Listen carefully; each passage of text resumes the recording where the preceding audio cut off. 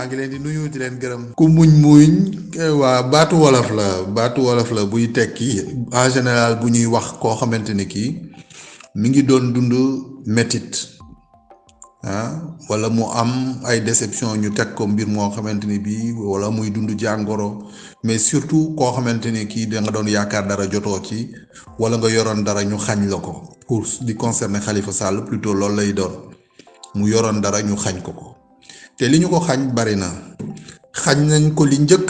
mooy mairie wu Dakar bi nga xam ne fa lañ ko faloon génnee benn rapport d'audit topp ko sur la base de cet rapport là alors que rapport bi recommandé wul woon ay poursuites judiciaires mais ñu entamé quand même des poursuites def ko muy pression politique bu ñuy exercer ci moom pour empêcher ko mu bokk ci élection yi nga xam ne moom lañ doon dëppmal pression yooyu dem ba ñu def ko tête de liste ci législative yi mu dem malgré la victoire bi nga xam ne liste bi mu doon jiite am na ko sans lui ñu xañ ko la possibilité de venir siéger à l'Assemblée nationale alors que procédure bi yeggagul woon ci cappaandaw lii yëpp xam nga mooy waxoon naa ko ci jamono yooyu parce que man bi yëf yi di déclenché wu comme ni nga ko fàttalee tout à l'heure ci dëju Serigne Cheikh Tidiane Sy Al Maktoum rahmatullah alayhi yàlla na ko yàlla yërëm moom Serigne Cheikh yokk ko ay leer ca fa mu tëdd ca champ de course Tivaouane bi yàlla na ko yàlla yokk ay leer ci dëjëm lañ ma woo di ma wax ne Khalifa Sall arrestation beeg yooyu ma ne mënumaa boole événement dëju Serigne Cheikh di ci commenter ay événement politique mais feeñaloon à cette occasion là li ma leen doon wax ne que lii dina yee fitna ci dëkk bi mais comme ñu ngi nekkoon ci di wax ci waxu dëj mënuñu ci woon boole leneen loolu la ñu gis fitna bi ñu doon wax moom moo continuer ba ñu empêcher ko donc mu bokk ci législative comme ni ma ko doon waxee noonu yemuñu ci loolu malgré tout comme population yi voté woon nañu ba mu falu comme député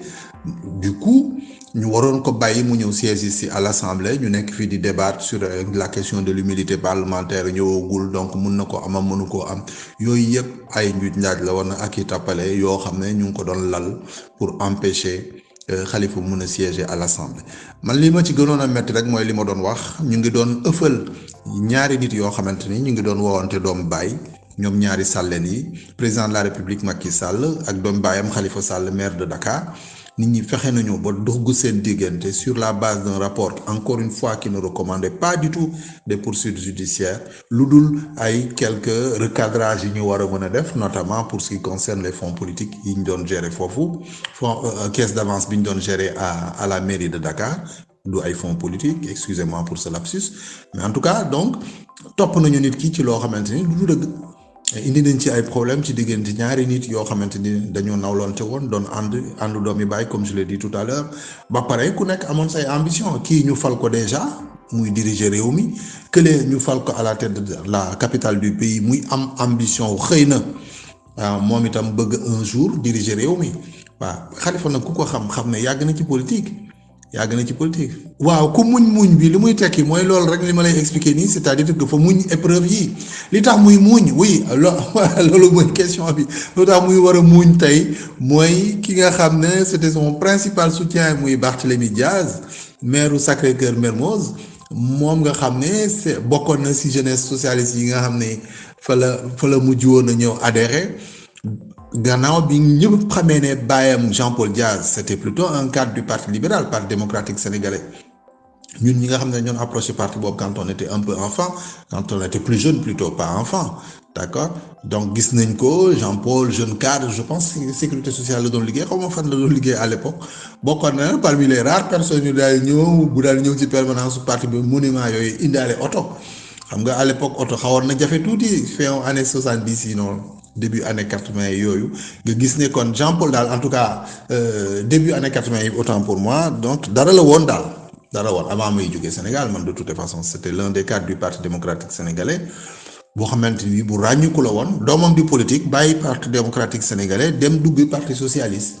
waaw il faut reconnaître que ba mu fa yeggee nag Khalifa Sall ak ndem si yàlla Ousmane Tanor Dieng bokk nañu ci ñi nga xam ne ñoo ko dalal uuf ko tete ko politiquement moo tax moom aussi gis nga delloo na naar bi xoromam bi Khalifa nekkee ci ay xat-xat ñëpp gis nañu engagement bi nga xam ne moom la ci Barthélémy Diaz amoon kon tey jii victoire u Barthélémy Diaz moo war naa mën a tax Khalifa Sall muuñ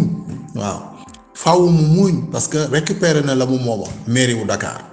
récupéré na ko léegi li ci des kay xëy na mooy fauteuil yu député biñ ko xañoon mu jëlaat ko d'accord comme moom déjà yemul ci foofu sax il a l'ambition d'être candidat à la présidence de la République ça c'est une autre paire de manches mais en tout cas fii moom war naa mën a muuñ waate war naa mën a weesu muuñ sax war naa mën a weesu muuñ xam naa fu mu nekk nii moom war naa yëngal ay mbagam te bu yëngalee ay mbagam aayul xëy na bu làqu sax moo gayel war naa mën a dóor ay pooj war naa mun dóor pooj non vraiment lu jaadu la lu war a mën a nekk la maa ngi koy ndokkeel parce que quand même nag liggéey nañu liggéey bu rafet pour bâtir une coalition comme celle-là ça n'a pas été une chose facile boo xoolee effort yi nga xam ne fournir nañ ko mook soxna Aïda Mbodj maa ngi koy ndokkeel ñoom ñaari anciens socialistes yooyu qui se retrouvent ici ak Habib Sy nga xam ne kon nekkoon na collaborateur de cabinet bu Khalifa Ababacar Sall ça les gens l'oublient bi Maître Wade di falu en 2000 Habib Sy mi ngi doon liggéey ci cabinet wu Khalifa moo ko defoon conseiller technique mu nekkoon ci cabinet di fa liggéey moo tax bi Maître Wade faloo en 2000 Habib Sy au tout début trait pointe la ko Maître Wade yóbbu woon moi je me souviens daje nañu Genève en Suisse et cetera ci benn salon MA Invest ñu invité wu foon Maître Wade donc Habib Sy si moment yooyu mi ngi doon doog a jógee fraîchement du cabinet de Khalifa Ababacar Sall ñëw nekk directeur u Trade Point bi Maître Wade di doog a falu moo tax nga gis ne daal war naa mën a muuñ quoi parce que retrouver na doomi ndeyam Habib Sy ñu ngi liggéey sur une coalition boo xamante ni bii moo aboutir à ce résultat là waaw daf ci ànd bi ñu si àndee sax moo rafet parce que il y a un autre jeune Déthié Fall bi ànd ak ñoom xam nga nekk aussi une cheville ouvrière dans cette mission là qu'ils ont réussi de manière exaltante d'ailleurs réussir nañu lu rafet il y a aussi d'autres membres de la coalition tels que sama doomi day Moustapha Guirassy maa ngi koy nuyu moom avec la déception qu'il a pu avoir à Kédougou moom itam épreuve bi ko dal foofu metti na trop ma di ko ñaawlu parce que du lu rafet quoi c'était pas fair play li ñu doxale waaw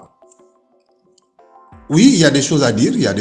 bon naturellement la formation des cadres des éléments des partis politiques ñi nga xam ne ñoom la ñuy confier yenn mission yi donc fii pour ñu bañ a dérailler nañu rester ci ku muñ daal mooy Khalifa muñoon na déception nga yore maire ñu foqati ko sa loxo déception ko doon woowanteel doomi bàyyi ñu fexe ba dox seen diggante ba ay kaso xaj si déception parce que am nga une investiture pour diriger une liste pour les législatives ñu xañ la loolu nga gagné war a siéger ñu xañ la ko nga muñ ko say ñoñ ñi nekk ci biti utali la ay voix pour nga am parrainage nga am le quota requis pour mën a nekk un candidat ñu empêcher la xam nga yooyu yëpp par des subterfuge yooyu yëpp nga muñ ko moo tax légitimement tey jii war naa mën a muñ wax ji loolu lay tekki Khalifa muñ na lu bare bari kon tey war naa mën a muñ li koy gën a tax nag mu muñ mooy Barthélémy nga xam ne moo gënoon a porter combat nag nañu waxante dëgg moom ak xale bi Bamba Fall ak rahmatullah alayhi istam Idrissa Diallo yàlla ko yàlla yërëm sama frère boobu moom mbokku Casamance boobu la itam maa ngi koy ñaanal fa mu tëdd sedd moom itam xam naa ne tey jii dina kontaan lool l'ancien maire de Dalifort